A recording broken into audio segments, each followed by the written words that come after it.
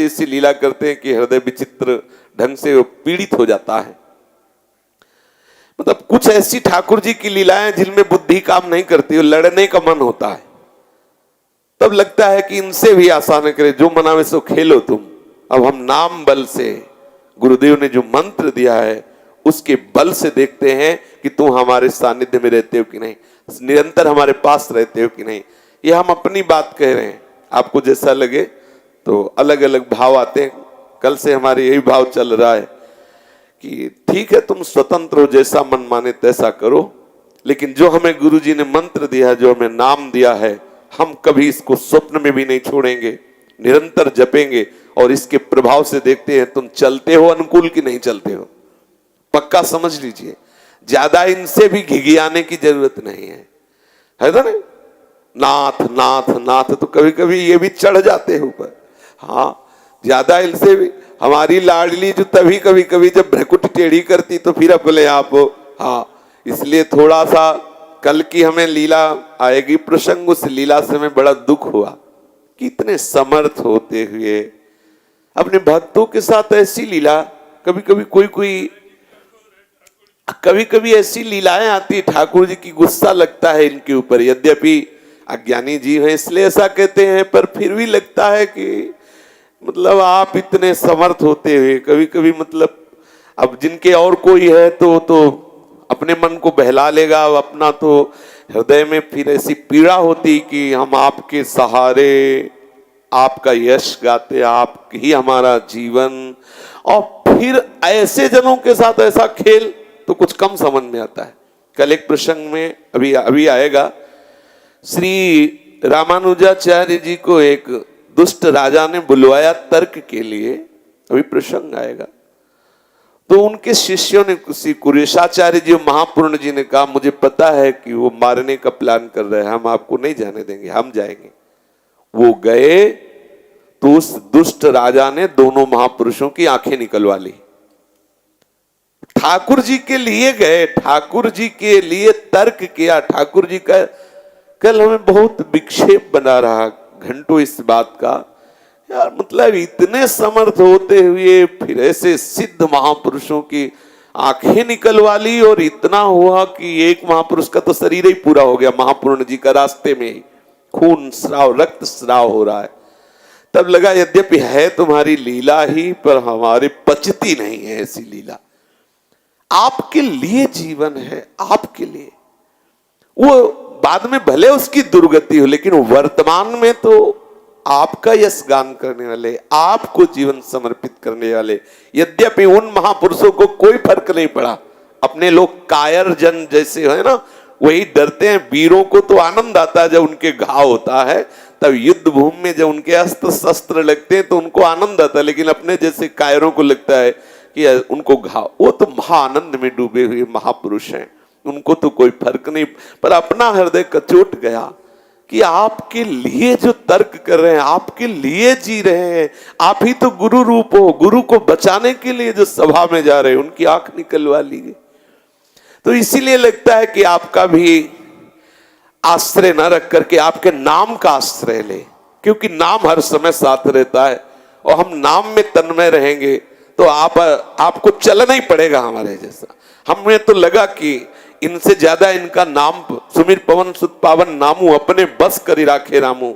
उपासक को चाहिए एक क्षण भी नाम न छोड़े, निरंतर नाम रटे, नाम का भरोसा रखे, नाम का ध्यान करे, नाम को लाल लड़ावे। क्योंकि कभी कभी प्रभु की ऐसी लीलाएं होती हैं जो हृदय विदारक होती हैं, जिनका कोई उत्तर नहीं मिलता। बस यही लगता है कि हरि तेरी गति लख न परे, हरि तेरी गति लख न परे। बहुत शीघ्र भजन के प्रताप से अपनी स्थिति को भगवतमय कर लेना चाहिए। नहीं, भगवान की ऐसी विचित्र माया है कि कब कहां संशय खड़ा करके विस्मरण करवा दे पता नहीं। बहुत विचित्र है। मतलब प्रभु जाने, अगर प्रभु बल न दे तो कोई ऐसी लीला है कि बिल्कुल अंधकार छा जाता है कि मतलब करे तो क्या करे, इतने समर्थ है।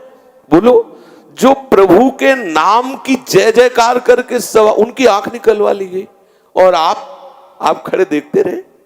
आप सर्वसमर्थ होते हो इतने सिद्धों की, तो कहीं कहीं ऐसा कल से हम व्यतीत है, बस ये उत्तर अंदर से आता है, नाम नाम नाम में बस तन्मय रहो, नाम में तन्मय रहो।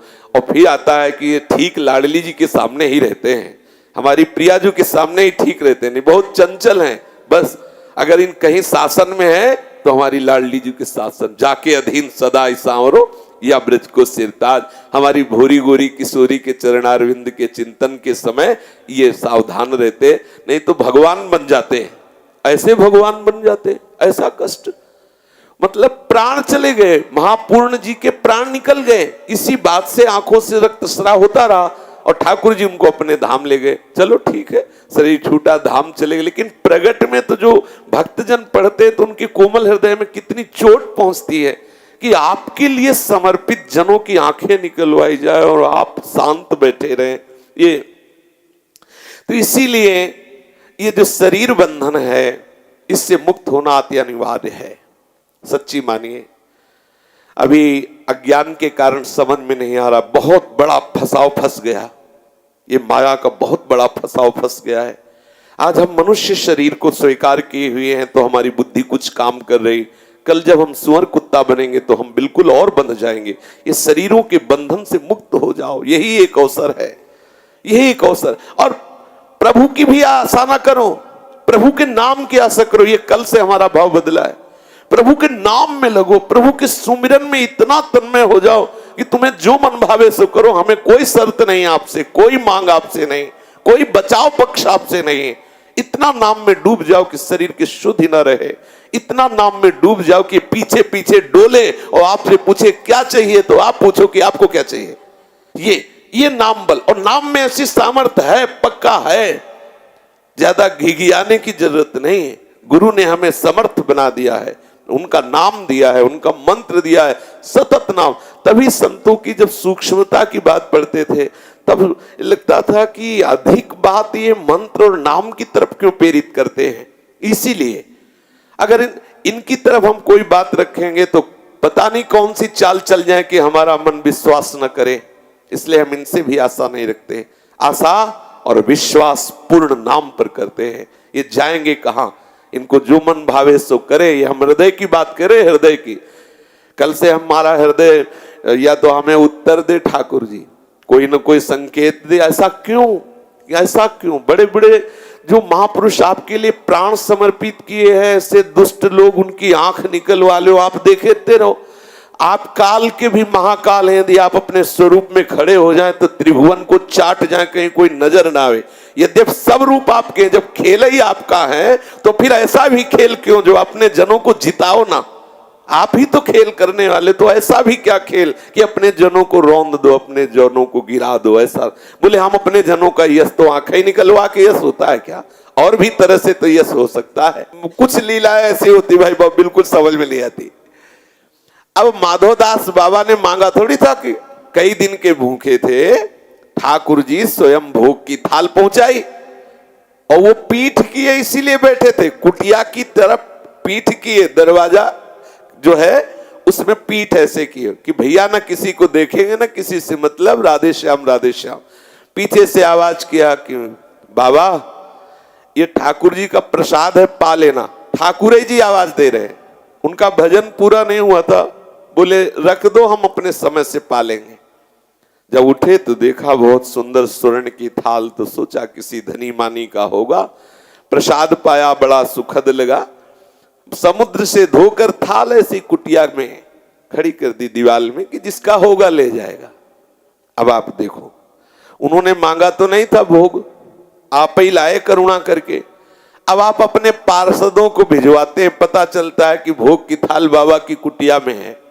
कोई नहीं ये प्रश्न कर रहा कि ये बूढ़ा महात्मा कहां से जाएगा थाल चुराने।